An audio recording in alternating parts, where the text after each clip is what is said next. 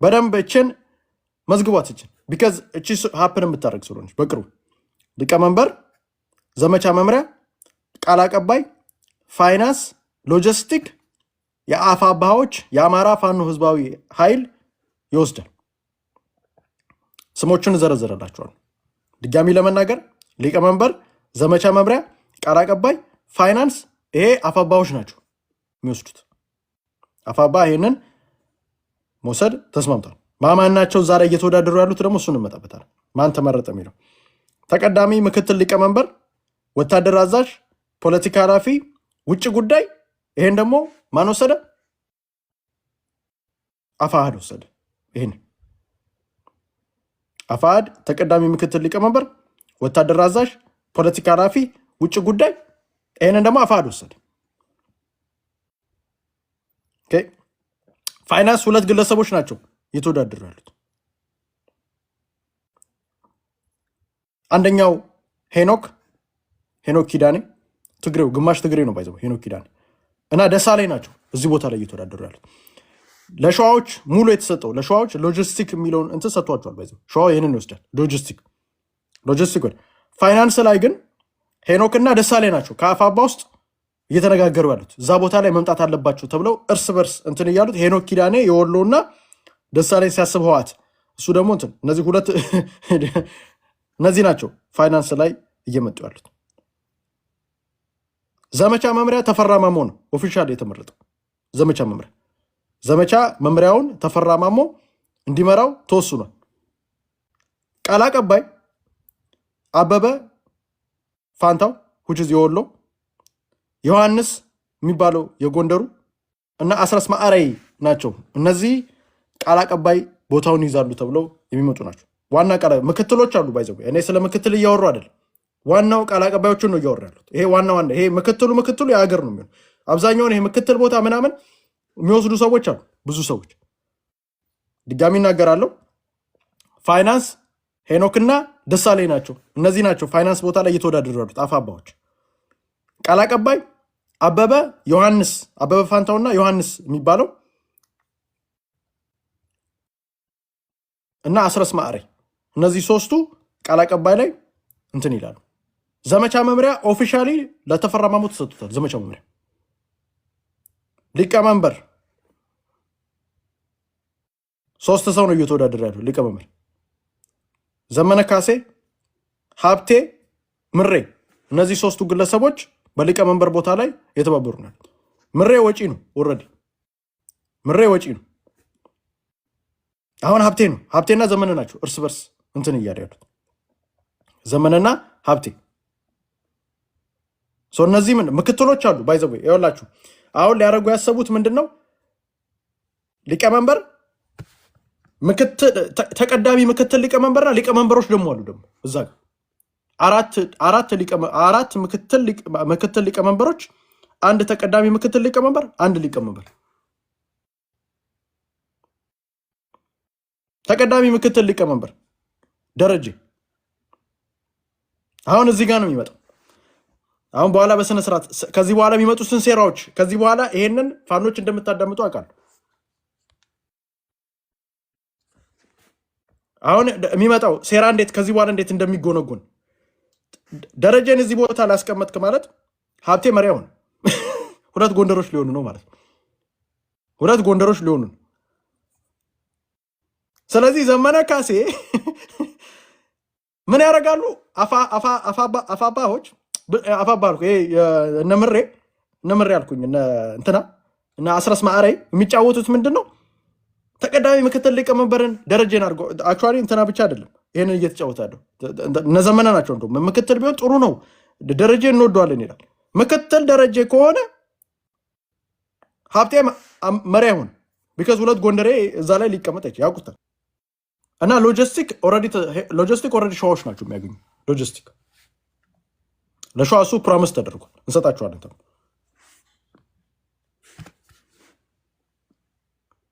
ስለዚህ ተቀዳሚ ምክትል ሊቀመንበር አፋባዎች አሁን የመረጡት ማንን ነው? ደረጀን። ይሄ ደግሞ ማን ግፊት እያደረገ ነው እንዲሰጥ ተፈልጓል። ይሄ ቦታ ለማን? ለደረጀ። ደረጀ ተቀዳሚ ምክትል ሊቀመንበር ነው። ድጋሚ ይናገራል። ዘመነ ካሴ መሪ ነው የሚሆነው፣ ሀብቴ አይሆንም። በደንብ እዛ ጋር ሴራ ሊሰሩ ነው ይፈልጋል። ወታደር አዛዥ መከታው ማሞ ወታደር አዛዥ መከታው ማሞ ነው ወታደር የሚያስ ወታደር አዛዥ ተው። ይሄ ኦልሬዲ አፋባህ ላይ አፋር ላይ ኦልሬዲ እኔ ባለኝ መረጃ ይሄ ቦታ እንደተሰጣቸው ነው የማውቀው። ወታደር አዛዥ መከታው ማሞ ነው ይሄን የተሰጠው። ፖለቲካ ኃላፊ ጌታ አስራደ ነው የተሰጠው። ኦልሬዲ ፖለቲካ ኃላፊውን ኦልሬዲ ተወስዷል። ጌታ አስራደ ፖለቲካ ኃላፊው ለአፋር ነው የተሰጠው። ጌታ አስራደ የፖለቲካ ዋና አዛዥ ሆኖ ነው የሚመጣው። ፖለቲካ ያው ምክትል ፕሮባብሊ መጨረሻ ላይ እርግጠኛው የምነግራችሁ ፋይናንስ ሄኖክ እንዲዝ ይደረጋል። ፕሮባብሊ ምክትል ሌሎቹ ናስረስ ምናምን ሞስት ፕሮባብሊ ምክትል ፖለቲካ ዘርፍ ኃላፊ መሆናቸው። የፖለቲካ ኃላፊው ጌታ አስራደ ነው። ጀግናው ጌታ አስራደ እሱ ፓርት ደስ ብሎኛል። አትሊስት ደህና ሰው ነው እዛ ቦታ ላይ የተቀመጠው። ቦታውን የሚመጡ ነው ሰዎች። የውጭ ጉዳይ እስክንድር ነጋ አሁን እቺ ነች ፖዚሽኑ። እስክንድር ነጋ ይህንን ፖዚሽን ነው የምፈልገው ብሎ ከመጀመሪያው ጀምሮ እየተናገረን ያለ ዋይ ለምን እችን ፖዚሽን ፈልጋት? ሴራውን እዚች ጋር ነው የምትመጣ። አሁን በደንብ ነው ሴራውን በደንብ አማሮች በደንብ ሴራን አንደርስታንድ እንድታደርጉ ነው በደንብ አሁን ከዚች በኋላ የሚመጡት ሴራዎች ኦኬ።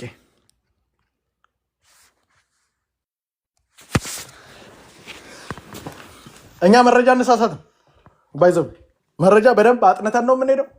በደንብ አውቀን ነው መረጃውን የምናወጣው። ሆን ብለን ነው። ከዚህ በፊት አፋድ እንደተመሰረተ ማን ነው የተናገረው? ዘመነ መሪ። አሁንም እነዚህ በአንድ ቦታ እነዚህ በአንድ ቦታ ብለን ተናግረን ነው። አፋባ ውስጥ የነገርነው ነገር ነው ሀፍን ያደረገው አይደል? አልተሳሳትም። አፋባ ላይ ሲመሰረት መረጃ አልተሳሳትም። አፋድ ላይ ሲመሰረት መረጃ አልተሳሳትም። አንድነት መሰረትን ጎንደር ላይ ሲባል አልተሳሳትም። አሁንም ልንሳሳታችን የተደረገ ያለውን ነገር ስለምናውቅ በሱ ተስማም። ይሄ አሁን የክፍለ ጦሮች አመራር ዛሬ እኩል ከናንተ እኩል ነው የሚሰሙት። ይሄን አያውቁ። እኩል ከናንተ አመራሮቹ ናቸው የሚያውቁት። ይሄን ሁሉም እንዳለ ያውቃል። በዚህ ያልተስማማ ሰው አለ። ማን? ካፒቴን ማስረሻ ሰጠ። በተለይ በሊቀመንበሩ ቦታ ላይ አልተስማማ። አንደኛው ያልተስማማበት ካፒቴን ማስረሻ ሰጠ እና አስረስ ማዕረይ ምናምን እነዚህ ሁላ እንዳለ አይ ቲንክ ምን ተስኖት ከሸዋ ጠቅላይ ግዛት ምናምን እንዳለ ተሰብስበው ነው 8 ኮሚቴ ነው ያለው አይደል? አመቻች ኮሚቴ። ከ8ቱ አመቻች ኮሚቴ ውስጥ የሊቀመንበር ቦታ ላይ ለምን አፋባህ ይወስዳል ብሎ ሲከራከር የነበረው the only person እንትና ብቻ ነው ካፒቴን ማስረሻ because he knows ዘመነ ካሴ መሪ ሆኖ እንደሚመጣ እዛ ጋር ስለሚያውቅ አንድ እሱ። ሁለተኛ እዚህ አመቻች ኮሚቴ ላይ ሁሉም በ100% ኤክሰፕት ካፒቴን ማስረሻ ሰጤ the only ድምፅ የወጣው እሱ ብቻ። መጨረሻ ላይ እሱን የጭዳ በግ ያደረጉበት በዋነኝነት ምክንያት እዛ ውስጥ ያለ ነው የምልህ። እዚህ ውስጥ አመቻች ኮሚቴ ውስጥ እንዳለ ያሉት ተስማምተው የወጡበት በህወሓት ጉዳይ ላይ ተስማምተው ነው የወጡት። አማራ ክልል ውስጥ ህወሓት አሁን ለጊዜው ጠላታችን አብይ አህመድ ስለሆነ ከህወሓት ጋር መስራት አለብን ብሎ እንኩልድኝ እስክንድር ነጋ ተስማምቷል። በዚህ ጉዳይ ላይ 8ቱ አመቻች ኮሚቴ ውስጥ አንደኛው የእስክንድር ሰው ነው እዛ ውስጥ ያለው ተስማምቷል። በዚህ ያልተስማማው the only person ካፒቴን ማስረሻ ብቻ ነው። ዳስ ዋይ መጨረሻ ላይ የጭዳ በግ ካፒቴን ማስረሻ የተደረገበት በዋና ሪዝን ከህወሓት አማራ ክልል ውስጥ ነው እንድትገባ የተፈቀደላት ህወሓት አንድ ላይ አማራ ክልል ውስጥ ነው። ይሄ ነው ዋናው ከካፒቴን ማስረሻ ሰጤ አልፈልግም ያለበት ምክንያት። መጨረሻ ላይ ምን እንዳለ ጋንጋፕ ያደረጉበት እሱ ላይ ለዛ እንዳለ በአንድ ላይ የመጡበት እጅ አልሰጠም እስካሁን ድረስ። ይሄ ውሸትም እጅ ሰጥቷል የሚባል ውሸት አልሰጠም። ሰውየው አልሰጠም እስካሁን ድረስ። አንድ ላይ ግን የተስማሙት በአንድ ነገር የተስማሙት ህወሓት አብራ እንደምትገባ ተስማምቷል። ህወሓቶች ገንዘብ አልሰጥም ብለዋል። አሁን ገንዘብ ከህወሓት የሚመጣ ገንዘብ ነበር፣ ፈንድ እንለቃለን ያሉት ገንዘብ ነበር በቅርቡ። እሱን አንድነት ካልመጣቸው አንሰጥም ብለዋል። ስለዚህ ያችን ገንዘብ ይሄን ደግሞ ዋናው እያመቻቸ ያለው ሄኖክ ኪዳኔ መቀሌ እየሄደ እየደረሰ ሄኖክ ኪዳኔ በግማሽ ትግሬ ነው። ሄኖክ ኪዳኔ ዋናው እየሰራ ያለው ይሄንን እየሰራ ያለው ይሄን አንድ ላይ መታችሁ ያሉን እስቲ ጠይቋቸው። ሁሉም አማሮች መጠየቅ ያለባቸው ይሄ ድርጅት ህወሓትን ጠላቴ ነች ብሎ የራያና የወልቃይት ጉዳይን እስቲ አንሳ ብሉና አንድ ፋኖ አይመጣም። አንድ ፋኖ ስፔሻሊ የላይ አመራሮቹን ነው ያልኩት። በአንድ ነገር ተስማሙት፣ በህወሓት ጉዳይ ላይ ተስማምቷል። ይሄ የተስማሙት ጉዳይ በዚህ ጉዳይ ላይ ተስማምቷል። በህወሓት ጉዳይ እኛ ያልናት መረጃ ሀፕን እያደረገች ነው። የዛሬ 6 ወር፣ የዛሬ 1 ዓመት፣ የዛሬ 2 ዓመት ያልናት ነገር እንዳለ እኮ ሀፕን የምታደርገው መረጃ አልተሳሳትም። ይሄንን ማን ተሳሳተ? ውስጥ ካለ ሰው ስለሆነ የተነገረ። አሁን ጥያቄው እነ ዘመነ ካሴ በእነሱ ቤት ደረጀን የሚወዱ መስለው ደረጀ ምክትል ቦታ ይሁን ምክትል ተቀዳሚ ምክትል ቦታውን ደረጀ ያዘው ብለው ነው እዛ ቦታ ላይ ያስቀምጥ። ቢካዝ ደረጀ ምክትል ከያዘ ዘመነ ካሴ ኦፊሻሊ መሪ ሆነ፣ የአማራ መሪ ሆኖ ይመጣል። ሁለት ጎንደሬ ያንን ቦታ እንትን ቢካዝ ሰው መጠየቅ ይጀምራል። የጎንደር ነው እንደ ፓርቲው እንዳይባል ተቀዳሚ አድርገው ቁጭ አድርጉት። አውቆ ደረጀ እዛ ጋር ባይዘወይ አፋሮች በደንብ ማሰባቸው ጌታ ስራደ በደንብ ማሰባሰብ አለባቸው። እዛ ጋር ካስቀመጥክ መሪው ዘመነ ነው የሚሆን። ምሬ መሪ እንደማይሆን ያውቃል። ማንም እውነቱን እናውራ በፊት ለፊት ወታደር አዛዥ መከተማሙ በሱ አፋሮች ተስማምተዋል። ጥሩ ቦታ ፖለቲካ ኃላፊው እዚህ ጋር እንደሚታየው ጌታ ስራደ ነው። ይሄ ፖለቲካ ኃላፊ ነው ጌታ ስራደ እዛ ቦታ ላይ ነው። ፕሮባብሊ አስረስ ቃል አቀባዩን ወጥቶ አስረስ ፕሮባብሊ ምክትል እንትን ፖለቲካ ላይ ይሄ ነው አሰላለፉ። ይሄ ነው አሁን ያለው አለስ ነገ ከነገ ወዲያ ካልቀየሩት በስተቀር በዚህ ተስማምቷል።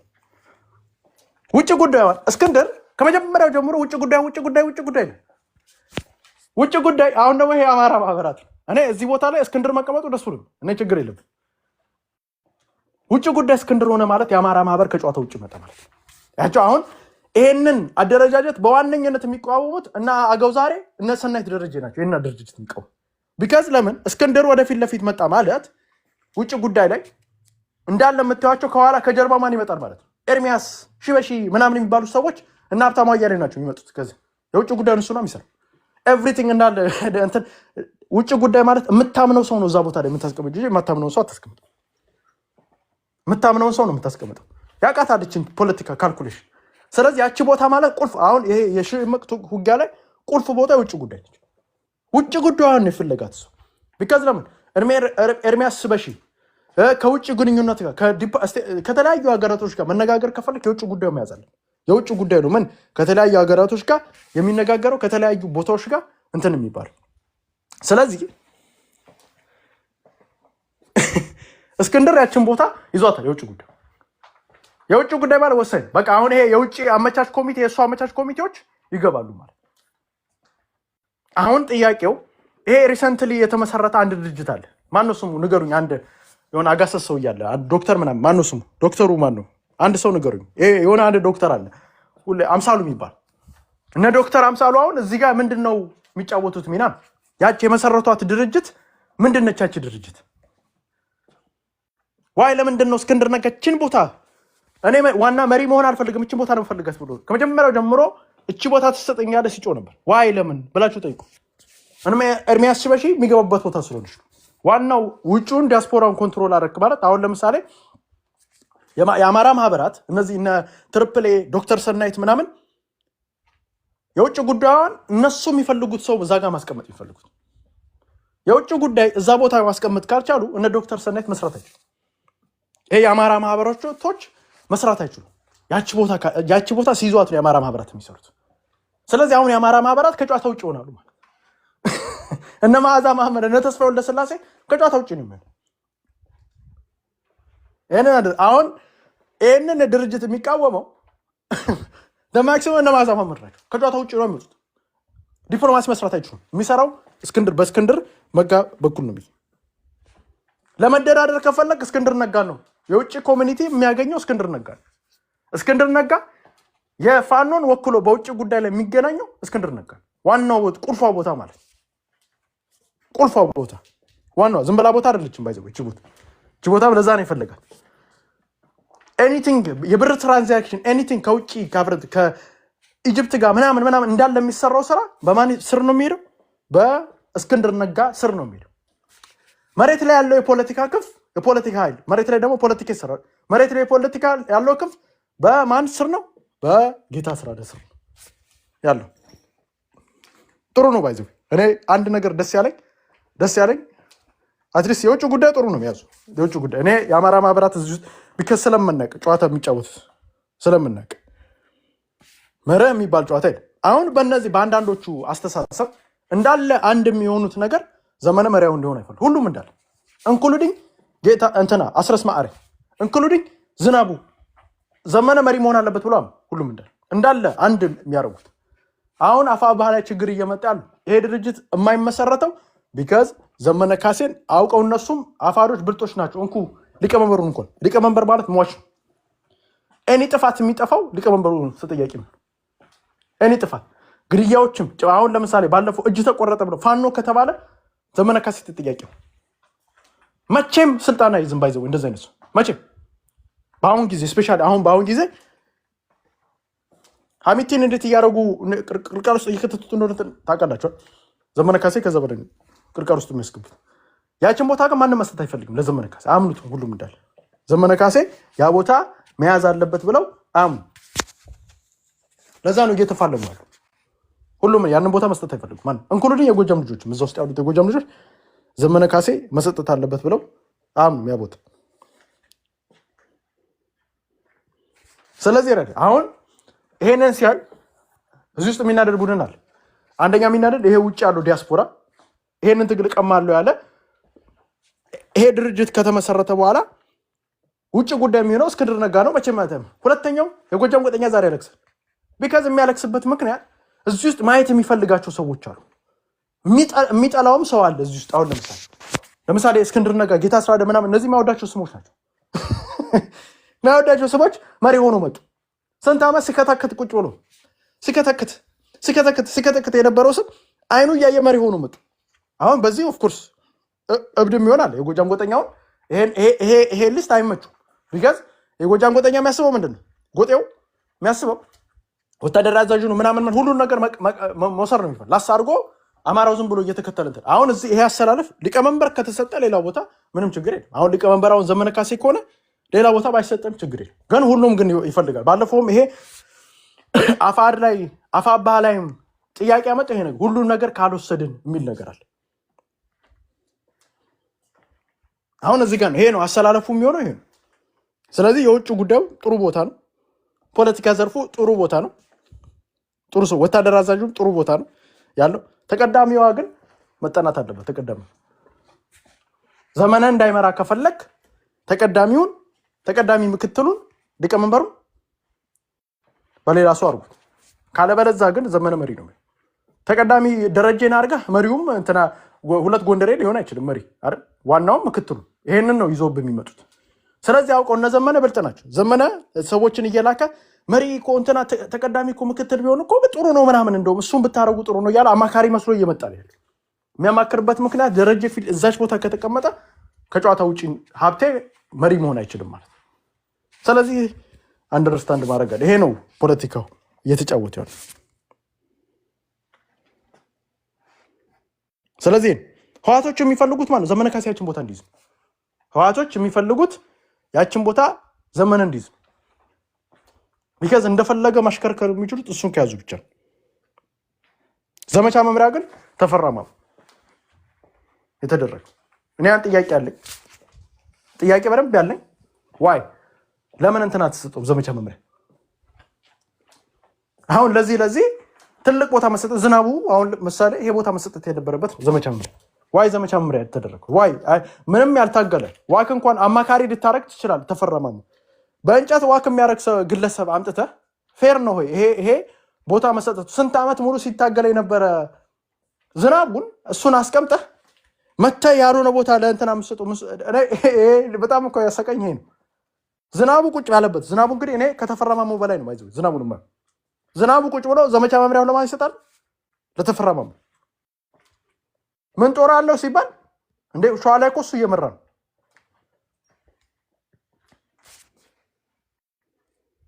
ስለዚህ ሪያሊቲ ይሄ እንትን አሁን ኮሎኔል ሞሃቤ እዚህ ውስጥ መግባት አይችሉም። ቢካዝ ይሄ ቦታ ከላይ የተሰጡት ሊቀመንበር፣ ዘመቻ መምሪያ፣ ቃል አቀባይና ፋይናንስ እና ሎጂስቲክ የተሰጠው ለአፋብኃ ነው የተሰጠው። ስለዚህ ከአፋብኃ ውጭ ሌላ ሰው መጥቶ ይህንን ፖዚሽኖች ሊይዝ አይችልም። ሴም ቲንግ ተቀዳሚ ምክትል ሊቀመንበር፣ ወታደር አዛዥ፣ ፖለቲካ ኃላፊና ውጭ ጉዳይ ደግሞ የተሰጠው ለአፋር ነው የተሰጠው። ስለዚህ አንዳንድ ሰዎች ስላዩ ነው እንትና እንደምን አላስገቡትም። ዝናቡ ነው ዝናቡና ለምርጫም አላቀረቡትም። እዛ ጋር ቀጥታ ምን አለ እንትና አስረስ ማዕሬ ተንኮለኛ አይደል? ቀጥታ እንትን ተፈራመሙ ይኗል። እሳቸው ጥሩ ነው እንደው አንድ ለማድረግ ጥሩን ምናምን ዘመቻ ሲመሩ ጥሩ ነው ብሎ እሳቸውን አስቀምጡ እዛ ለሱ ደግሞ ምን ሌላ ቦታ ይዘር በእንትኑ አልተስማማም። እሱ ፖለቲካ ኃላፊ እሱ መሆን ይፈልጋል። እዛ ላይ የተስማሙት 8ቱ ማደል እጅ ያወጡት ምንድን ነው ፖለቲካ ኃላፊው ቢካዝ ፖለቲካ ኃላፊውን የማሰጠን ከሆነ ሊቀመንበሩና እኛ መግባት አለብን። ስለዚህ ምንድን ነው ሊቀመንበሩን ሰጧቸውና እነዚህን ፖለቲካ ኃላፊውን እና ውጭ ጉዳዩን ወሰዱ ማለት ቃል አቀባዩን ሰጧቸው። ቃል አቀባዩ ደግሞ ማን እንትና አበበ ማለት አበበ ፋንታው ባይዘው ወሎ ላይ ብዙ ጊዜ ሄኖክ ኪዳኔ ሴራ የሚሰራ አይደለም። አበበ ፋንታው ዋናው ሴረኛ አበበ ፋንታው ነው። ባይዘው የሚያስገድል ምን የሚል ሰዎችን በየቦታው ሄደ እየመረጠ የሚያስጨፈጨፍ የሚገድል የሚያስገድል እንትና ነው። ማነው ስሙ? አበበ ነው። አበበ ፋንታው ማለት ደሞስት እዚህ ትግል ላይ ደሞስት ጨካኝ አረመኔ ግለሰብ ቢኖር አበበ ፋንታው የሚባል ወሎ የቆቦ ልጅ ነው። ባይዘው ደሞስት ጨካኝ እዚህ ምድር ላይ በህይወታችሁ አይታችሁት የማታውቁት ያ ልጅ እጅ ሲቆርጥ አይታችኋል። እንደዚህ አይነት ነገር ካየ ሰውነት የሚቀዳደና የሚዘለዝል አበበ ፋንታው ማለት ደሞስት ኒያስቲ ሰው ነው። ባይዘው ምሬድ የሚመራው እሱ ከጀርባ ያለው ኤቭሪቲንግ ከጀርባ በኋላ ያለው ምሬ ከሚያደርገው ዲሲዥን የአማራ ፋኖ ወሎ ቤት አማራ ከሚያደርገው ዲሲዥን ጀርባ አበበ ፋንታው ሞስትሊ ቃል አቀባይ ሆኖ ነው። ሌላው ዮሐንስ ማለት የጎንደሩ ማለት ፂማም አስረስ ደግሞ እዚህ ላይ ገብቷል። አስረስ